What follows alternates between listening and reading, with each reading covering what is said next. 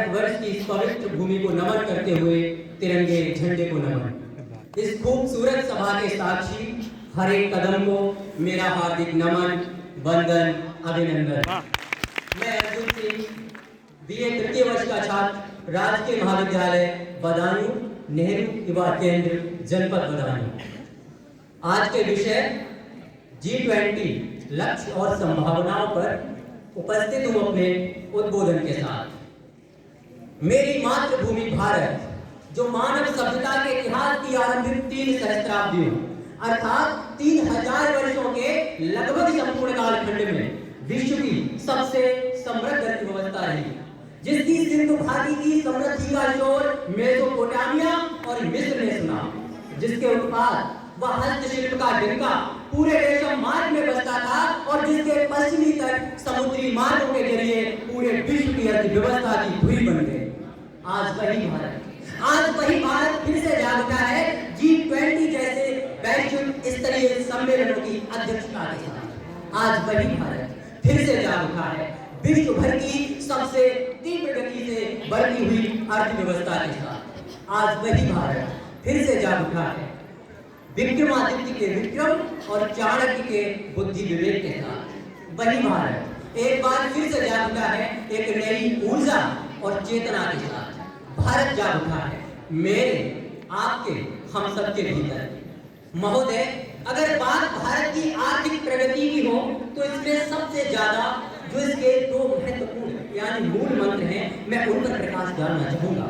पहला, vocal for local, और दूसरा, स्किल डेवलपमेंट। महोदय, ये तो सर्वविदित है कि भारतवर्ष में प्रतिवर्ष बढ़ती 1.5 करोड़ सर्टिफाइड आबादी को सिर्फ गवर्नमेंट सेक्टर में समायोजित कर पाना लगभग असंभव प्रतीत होता है।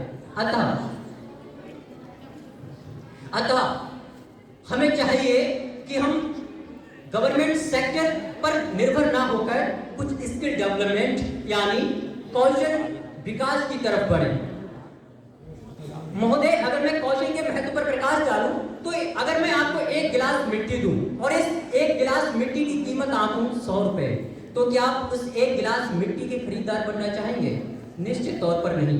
परंतु अगर उसी 1 गिलास मिट्टी को मैं खूबसूरत खिलौने का आकार दे दूं, मैं उस 1 गिलास मिट्टी को खूबसूरत मूर्ति का आकार दे दूं, तो आप 100 रुपए क्या 1000 रुपए देने में भी संकोच नहीं करेंगे। आखिर उस मिट्टी की वैल्यू कैसे बढ़ गई? आखिर उस मिट्टी की कीमत कैसे बढ़ी? उस मिट्टी की कीमत बढ़ने का एकमात्र कारण था उसमें लाया गया नवाचार, उसमें पैदा किया गया हस्त कौशल। जब हम 125 करोड़ लोग अपने भारतीय उत्पादों के साथ खड़े हो जाएंगे तो एक सकारात्मक चक्र उत्पन्न होगा, जो हार्डवेयर एवं सॉफ्टवेयर, टेक्नोलॉजी तथा सर्विस सेक्टर के उत्पादकों को एक बेहतर आयाम उत्पन्न करेगा और बहुत ही जल्दी हमारे लोकल उत्पाद ग्लोबल होते चले जाएंगे। हम 125 करोड़ लोगों को भारतवर्ष के प्रत्येक उत्पाद का ब्रांड एम्बेसडर बनना होगा। तो आइए मिलकर ब्रांडिंग करते हैं पश्चिम बंगाल के हिमसागर आम और वाराणसी की गुलाबी मीनाकारी की। चलिए मिलकर वोकल होते हैं गुजरात की टांगलिया शॉल और गोवा के खाजे के लिए। चलिए इस बार किसी NRI फ्रेंड को गिफ्ट करते हैं तेलंगाना की पोचमपल्ली का साड़ी या आदिवासियों की सरलता व सुंदरता से भरपूर कोटवाल हैंडलूम फैब्रिक। खरीदारी किसी मॉल में हो या किसी ई-कॉमर्स साइट्स पर, आइए सबसे पहले देखते हैं मेड इन इंडिया का लेबल और बनाते हैं भारतवर्ष को एक वैश्विक आर्थिक महाशक्ति, जहां गवर्नमेंट को चाहिए कि ब्लॉकचेन टेक्नोलॉजी, रोबोटिक्स और जैव प्रौद्योगिकी जैसे उभरते उद्योगों में अधिक निवेश करने की। भाई भारतवर्ष के हर एक युवा को चाहिए कौशल अपनाने की। अगर इस कौशल की महत्वता पर प्रकाश डालूं तो मैं आधुनिक विश्व इतिहास में लौटना चाहूंगा। वर्ष 1945, हिरोशिमा एवं नागासाकी अमेरिका के द्वारा गिराए गए 2 परमाणु बम और जापान के 2 सबसे समृद्ध शहरों का नेस्तनाबूद हो जाना।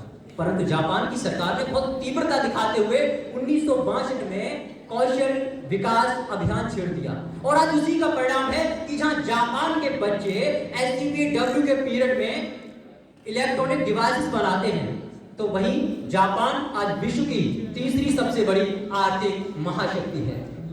अंत में भारतवर्ष के युवा शक्ति से आह्वान करते हुए मैं कहना चाहूंगा कि अगर 19वीं शताब्दी ब्रिटेन की थी, अगर 20वीं शताब्दी अमेरिका की थी, तो 21वीं शताब्दी भारत के उन नन्हे हस्त कौशलपूर्ण हाथों की होनी चाहिए जो विश्व भर को एक नया आयाम, एक नई दिशा और दशा प्रदान कर सके।